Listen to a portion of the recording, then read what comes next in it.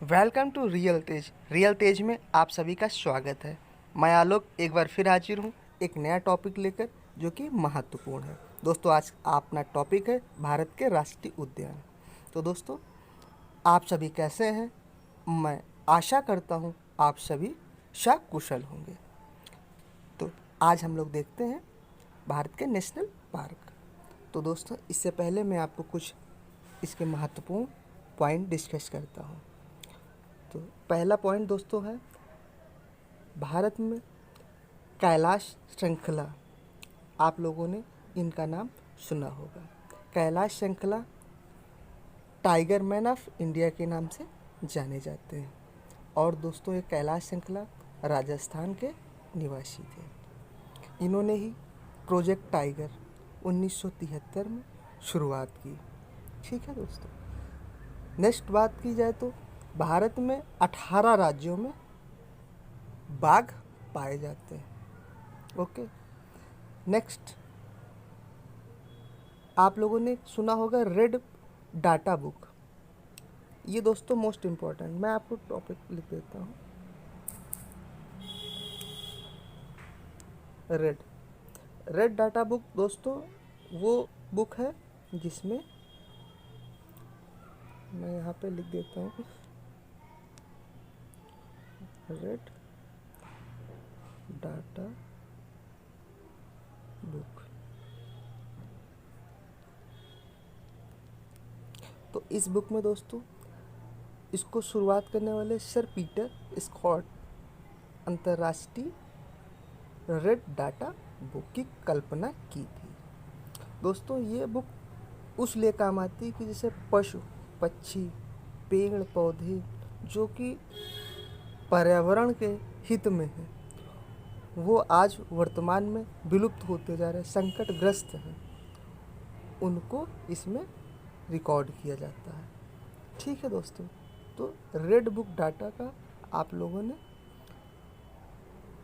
जानकारी होना चाहिए। इसका प्रथम प्रकाशन जो हुआ था 1964 में हुआ था। 1964 में प्रकाशन हुआ था। तो दोस्तों ये कुछ महत्वपूर्ण टॉपिक पॉइंट थे जिस पर डिस्कस होना जरूरी था।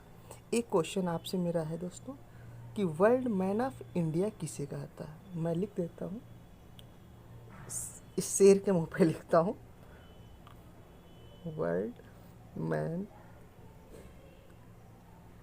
Man of India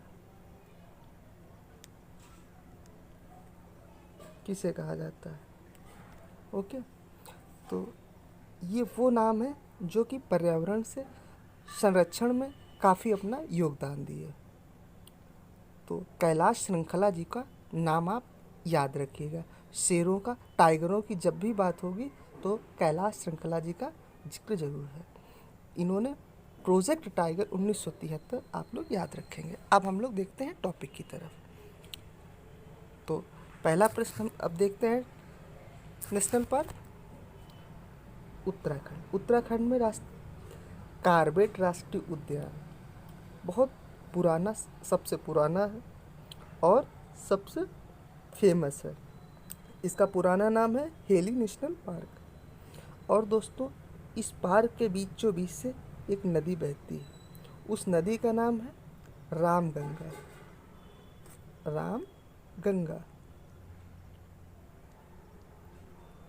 Ramganga. Okay,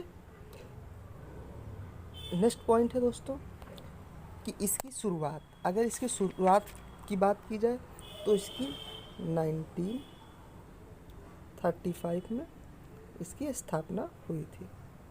okay, अब हम लोग नेक्स्ट देखते हैं।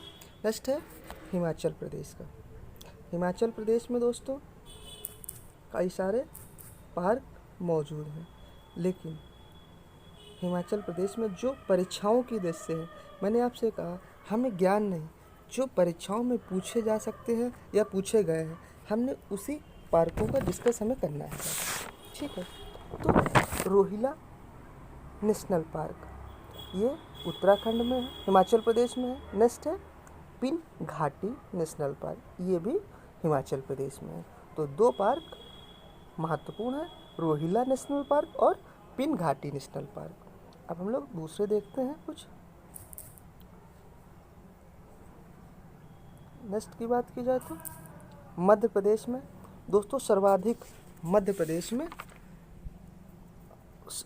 प्रदेश को टाइगर स्टेट कहा जाता है। ओके, इसमें एमपी को टाइगर स्टेट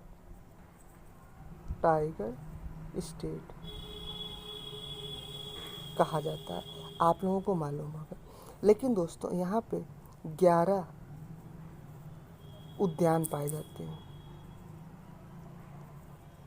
ओके, 11 उद्यान पाए जाते हैं, तो इसलिए भारत में सर्वाधिक उद्यान कहाँ पाए जाते हैं, ये भी बन सकता है प्रश्न। तो एमपी में पाए जाते हैं। ओके, यहाँ पे माधवगढ़ नेशनल पार्क, पेंच नेशनल राष्ट्रीय उद्यान, कान्हा राष्ट्रीय उद्यान, पंचगढ़ी राष्ट्रीय अभ्यारण्य, ये महत्वपूर्ण है। ओके, नेक्स्ट है राजस्थान में Keoladeo national park. Keoladeo national park को दोस्तों यहाँ पे जो है ना पक्षियों से संरक्षण दिया जाता है, पक्षियों के लिए। ओके, अब पक्षियों का संरक्षण दिया जाता है, इसलिए इसे पक्षियों का स्वर्ग कहा जाता है। मैं लिख देता हूँ, पक्षियों का स्वर्ग कहा जाता है किसे, केवलादेव नेशनल पार्क को, पक्षियों का स्वर्ग।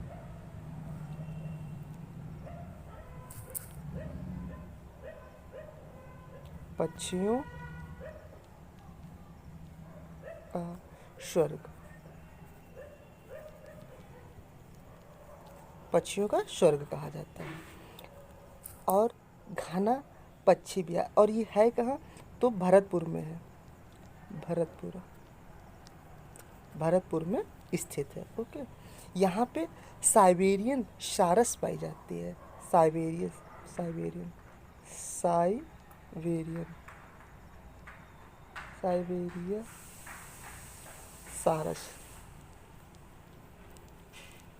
सारस पाई जाती है। ओके, और घना पक्षी विहार है, रणथंभौर अभ्यारण्य है। ठीक, अब हम लोग कुछ और देखते हैं जो कि महत्वपूर्ण ही होंगे।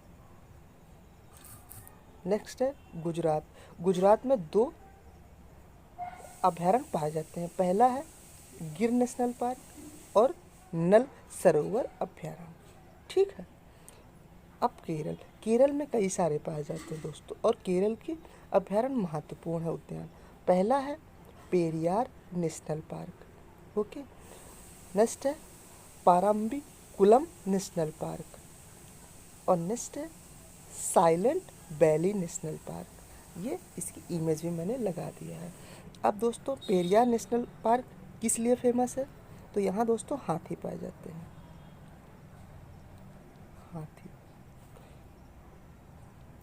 हाथियों के लिए पेरियार नेशनल पार्क बनाया गया है।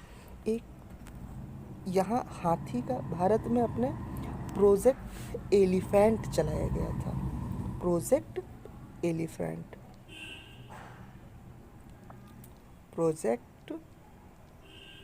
एलिफेंट मैं यहाँ लिख देता हूँ, एलिफेंट।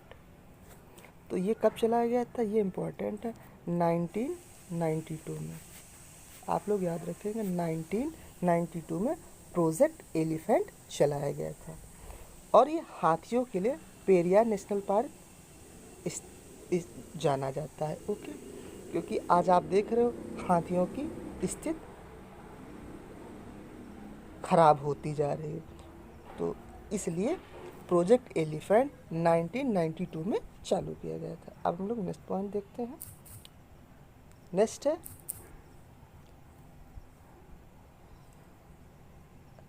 है अपना काबुल लामजाओ नेशनल पार्क। ये दोस्तों मणिपुर में है और काफ़ी फेमस है। ये भारत का विश्व का एकमात्र तैरता हुआ नेशनल पार्क है। Okay, Kabul Lamjao national park. अब दोस्तों यहाँ पे जो है ना इस आकार के कुछ तैरते हुए देखिए, दिख रहा है, यही है काबुल लामजो नेशनल पार्क मणिपुर। मणिपुर से भारत की शेरनी कौन है, आप लोग कमेंट करके बताइए, और वो किस खेल से है ये भी आप कमेंट करके ज़रूर बताएं। ओके, नेक्स्ट है भगवान महावीर उद्यान, गोवा में स्थित है। अब उड़ीसा के कुछ हम लोग अभयारण्य देखते हैं। तो चिल्का अभयारण्य, आप लोग जानते होंगे चिल्का झील बहुत मशहूर है। और सिमलीपाल अभयारण्य, ये भी दोस्तों इम्पोर्टेंट है, याद रखिएगा। उड़ीसा के कुछ महत्वपूर्ण उद्यान हैं जिसमें चिल्का झील, सिमलीपाल उद्यान, और नेक्स्ट अगर बात की जाए बड़ा इम्पोर्टेंट है वर्तमान में साउथ पटन नेशनल पार्क, ये अंडमान और निकोबार में है। ये सबसे छोटा है, भारत का सबसे छोटा पार्क नेशनल पार्क कौन सा है, तो south Patan national park. Okay, आप लोग याद रखेंगे दोस्तों। नेक्स्ट है अपना जम्मू कश्मीर। जम्मू कश्मीर में दार्जिलिंग नेशनल पार्क है और एक किश्तवाड़ा नेशनल पार्क है। अब दोस्तों एक बात और है, भारत का सबसे बड़ा राष्ट्रीय पार्क कौन सा है, तो दोस्तों ये पहले जम्मू कश्मीर में था हेमिस नेशनल पार्क, लेकिन अब जब अभी आपने देखा कि वहाँ पे केंद्र शासित प्रदेश बना दिया गया है, जब से जम्मू कश्मीर और लद्दाख अलग अलग हो गए, तब से ये हिस्सा जो है लद्दाख में आ गया है। तो अब वर्तमान में लद्दाख में हेमिस नेशनल पार्क है, जो कि भारत का सबसे बड़ा नेशनल पार्क कौन सा है, हेमिस में लिख देता हूँ, हेमिस। दोस्तों हेमिस नेशनल पार्क भारत का सबसे बड़ा है, कई बार प्रश्न पूछा जा चुका है। Hemis national park, okay, national park, ये भारत का सबसे बड़ा पार्क है। ओके, अब नेक्स्ट अगर देखें तो नेक्स्ट में है कर्नाटक। कर्नाटक में नागौर राष्ट्रीय उद्यान है, तुंगभद्रा अभयारण्य है और बांदीपुरा नेशनल पार्क है। तो दोस्तों